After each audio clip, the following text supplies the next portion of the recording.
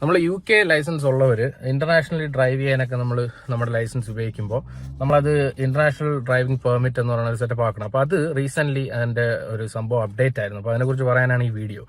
Actually സാധാരണ നമ്മൾ post ഓഫീസിൽ പോയി കഴിഞ്ഞ് കഴിഞ്ഞാൽ നമുക്ക് അവിടെ നിന്ന് ഈ പറഞ്ഞ പോലെ നമ്മുടെ ലൈസൻസ്, നമ്മുടെ ഒരു ID, ഫോട്ടോ കൊടുത്തു കഴിഞ്ഞ് കഴിഞ്ഞാൽ അവർ ഇന്റർനാഷണൽ പെർമിറ്റ് തരും. 5.5 പൗണ്ട് 6 പൗണ്ടിനുള്ളിലാണ് സംഭവം. പക്ഷെ ഇപ്പോൾ ഞാൻ ഒരു യാത്രയ്ക്ക് പോകാനായിട്ട് ഇപ്പോൾ സത്യം പറഞ്ഞ പോസ്റ്റ് ഓഫീസിൽ പോയപ്പോഴാണ് അറിഞ്ഞത്. ഗൂഗിളിൽ നോക്കാത്തതിന്റെ കുഴപ്പമായിരുന്നു. നോക്കിയപ്പോഴാണ് മനസ്സിലായത് ഇപ്പോൾ അവരത് നിർത്തി. പോസ്റ്റ് ഓഫീസിൽ ആ സർവീസ് ഇല്ല.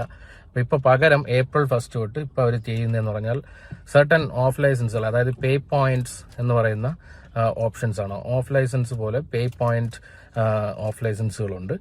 അപ്പോൾ അങ്ങനെ ഉള്ളിടത്ത് പോയിട്ടാണ് നമ്മൾ ആക്ച്വലി ഈ പെർമിറ്റ് എടുക്കേണ്ടത്. അപ്പോൾ ഇതാണ് സാധനം.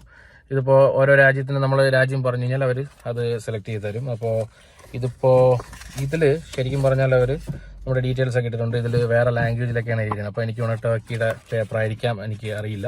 അപ്പോൾ സംഭവം ഞാനിപ്പോൾ ഒരു യാത്ര പോകാൻ വേണ്ടി എടുത്തപ്പോഴാണ് ഇത് അറിഞ്ഞത്. അപ്പോൾ ആരെങ്കിലുമൊക്കെ യാത്ര പോകുന്നുണ്ടെങ്കിൽ ഇത് അറിയില്ല എങ്കിൽ ഒന്ന് അറിഞ്ഞിരിക്കട്ടെ എന്നുള്ള രീതിക്കാണ് ഈ വീഡിയോ ഇട്ടത്. അപ്പോൾ തീർച്ചയായിട്ടും ഇതുപോലെ അറിയാവുന്നതും അറിയുന്നതും ഒക്കെ നമ്മൾ ഷെയർ ചെയ്യുന്നതാണ്. വീണ്ടും നല്ല നല്ല വീഡിയോസുമായിട്ടൊക്കെ വരാം. Thank you, by.